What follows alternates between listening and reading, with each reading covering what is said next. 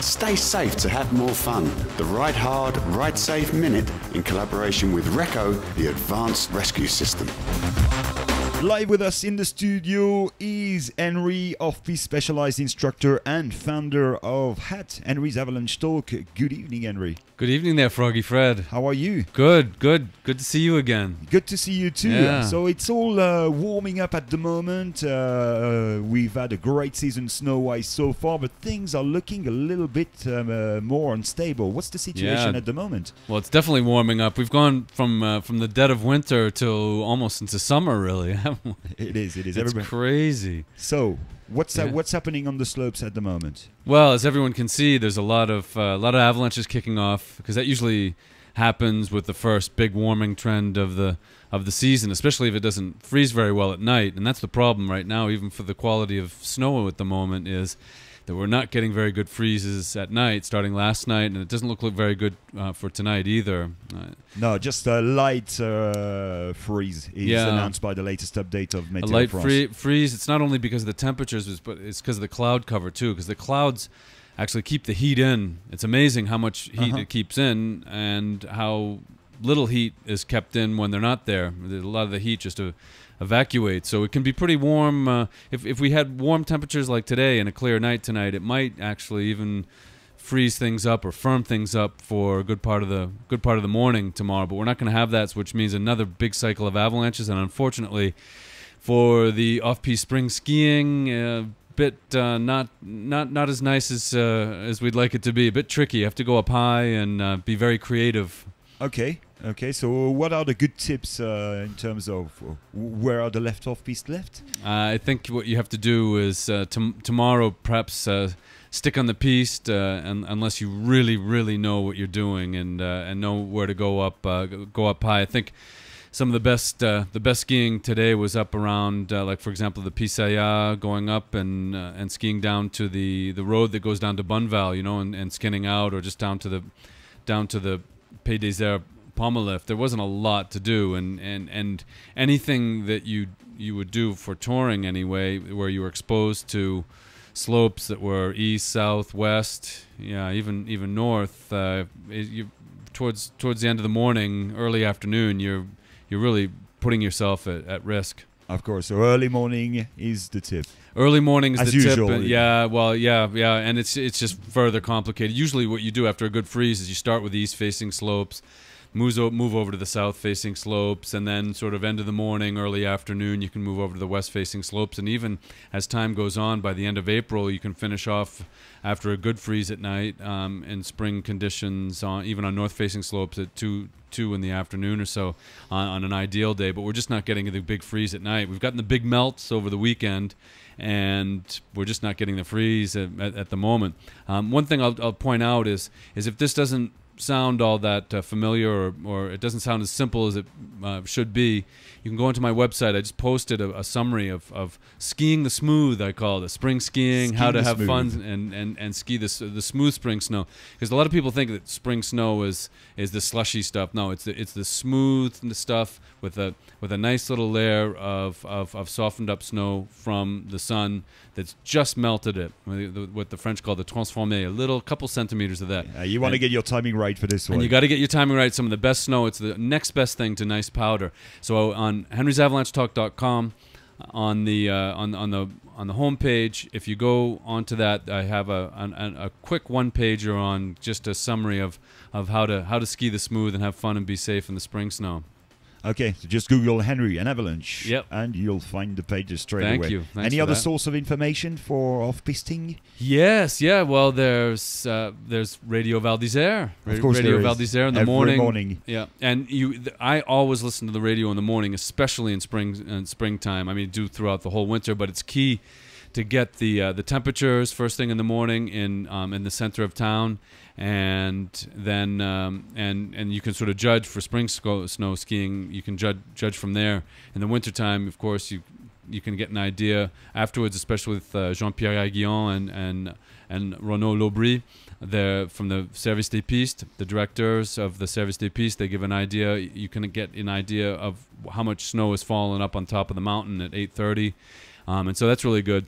And I've just noticed that actually Benoit has a drone that he does. He has it's his new toy. He has a drone, very handy, really. So he's going to be flying around photographing the snow conditions and anyone who's misbehaving, perhaps, huh? We've just maybe you have to keep an eye on the website of Radio Val d'Isère, radioval'isère.com, into the video and photo section. He's already posted a few photos of various avalanches already. I don't know. So he's flying that around. It's like it's just like a sort of a complicated helicopter. It is a complicated helicopter. It's not like a drone like those the planes and things that are. It's a smaller version. It doesn't drop any bombs. This drone thing has become quite a controversy, hasn't it? Though it's a bit of a worry. You could be out there just sort of minding your own business and someone's spying on you. Benoit's spying on you. No, but as I was going to say, as long as it's in the hands of Benoit, we're safe. We're safe. It. Okay. It's only going to be avalanches, maybe a few marmots. As long as the marmots don't mind. All right. Well, so in any case, so there's great information on Radio Val. And there's in the front of the Office of Tourism. I always, before I come in and do this session here with you, Froggy Fred, I look at the forecast and everything for the following days, and actually there's for the following week there's a update out in front of the Office of Tourism. Another really good source of information is the Service des Pistes at the top of each sector, Bellevarde, Solèze, and Fournet. There are some pisteurs there, and very, very friendly people, or at least most of them nowadays. And and they'll give you some information about where the avalanches are gone, where the snow is holding up, and like for example this afternoon, I heard on the path up from the Fournet towards the Pont Saint-Charles, a massive avalanche came down. Benoit was just showing me some photos he's got of that. Apparently 4 meters deep. It came across the road there, and about 80 meters wide. And that's one of the things that I suggest to everybody really watch out for when the Service des Pistes is closing off roads or runs at the moment, especially since we're not getting a freeze at night. These big, massive avalanches can come down. It's the first real big warming trend of the season, and the first periods of time where there hasn't been good freezes at night, and the snowpack is just not being held together after the melt by the frozen free water in there. And the Super L came down, and I'm not sure exactly when that was, but it came right down onto the piste, and so that's one of the reasons why the Super L, the L is closed, and the Santons as well. Okay, so coming back to basics, because I love to do it. Yes. I'm going off piste. What do I need? Well, you need your transceiver, shovel, and probe pole. That's the basics. That's the basic stuff. Transceiver, shovel, and probe. That's the basic. And since this session, Ride Hard, Ride Safe moment is sponsored by Reco, we will recognize that a lot of equipment, clothes and other equipment, helmets and things, has the reflector on there, and all of the pisteurs in Val d'Isère are equipped, or each sector anyway is equipped with a Reco detector that can help the organized rescue to find people in an avalanche. But the best thing is avoidance, and that's really what Henry's Avalanche Talk is all about. Ride hard, ride safe, avoiding the situation in the first place. And I think what I'm going to do is just to, as we normally do, to wind things down during this Ride Hard, Ride Safe moment, I'm just going to quickly summarize the weather forecast for the week, because it's quite interesting. Because it's going to be really warm tonight, as we were saying. The clouds are going to come in. That's going to prevent any sort of decent freeze. And then it's going to clear up tomorrow morning, but that's just in time to let the sun in and really hammer the slopes and heat things up again. I think the isotherm, as they call it in French, the freezing point tomorrow of 0 degrees or so is going to be up around 3,700 meters. Yes. That's going to kick off a lot of avalanches, and unfortunately it's going to destroy the quality of at least the off-piste skiing, and probably a lot of the piste skiing. So definitely the plan for tomorrow is get out nice and early. Then it's going to be clear Wednesday night, and then sunny on Thursday, but again, it's going to be so warm, I don't even know if it's going to be much of a freeze from Wednesday to Thursday. And then something interesting starts happening on Thursday night. It's going to start maybe at least clouding over, and we should get cooler temperatures by the end of the week. That's what the forecast Friday, says at the moment. How could this result on the snowpack? Well, that's actually a very good thing after melting. all the heat, when it refreezes, you have the most stable situation of the entire winter. So actually, all of this melting right now, in terms of stability and instability, is going to be very good for the weekend. All of the melting, the free water in there is going to refreeze, and that's going to hold the snowpack together. So it's going to be, for the snow that's forecast for Val d'Isère anyway, on Saturday and Sunday, 30 to 50 centimeters. Yes. And maybe even snow starting on Friday, but 30 to 50 centimeters over the weekend.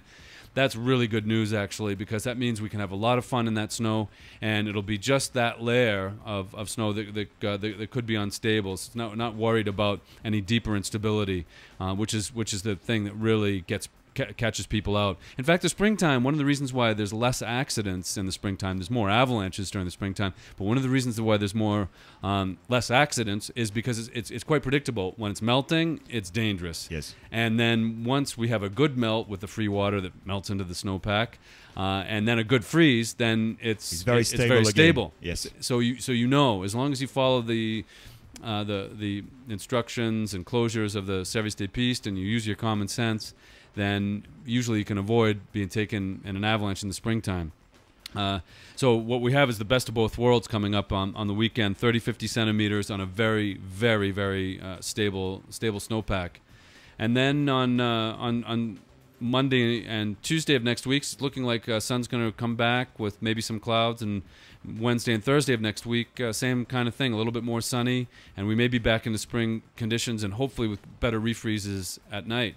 Well, it's been great conditions so far this season for you. Yeah, it's looking definitely good. You've been here for a while. How long have you been involved? Oh, man, well over 20 seasons now. Over 20 seasons. Yeah, Would you say this is one of the best ones, snow-wise? I think it's been one of the best seasons snow-wise, because we kept, all throughout the winter, we kept getting little snowfalls that covered up the old tracks, and also that's best for the stability of the snowpack, too, is instead of like 1 or 2 meters in 1 or 2 days, you get 20 centimeters here, 10 centimeters there, another 30 centimeters, and so even though it's been cloudy, which is not the nicest for the pleasure of skiing, we need it to get the snow. And there's been, in between the cloudy periods and the precipitation, the 10, 20, 30 centimeters here and there, we've had some nice sunny days. Probably one of the best seasons I've ever had. And funnily enough, the spring snow, I enjoy the spring snow a lot. I love it. And the spring skiing, but we really haven't had proper spring skiing yet, and usually we get that by mid-March, and we're here in mid-April, and it looks like and we're still waiting for a big snowfall by the end of the week and cooler temperatures. That's right. You must be happy. Yeah. Oh, I'm definitely looking forward to it, definitely. But this is one of the reasons why I've stayed in Val d'Isère and made it my home. Is never get bored of this place. There's the off-piste is great. The snow is fantastic. It's one of the best off-piste ski areas in the world, and also one of the places that keeps the snow for the longest. And I think if you compare it to other ski resorts, even in the Tarentaise Valley, but certainly in the Alps, the other big resorts, we still have a lot of snow, and a lot of them other places don't.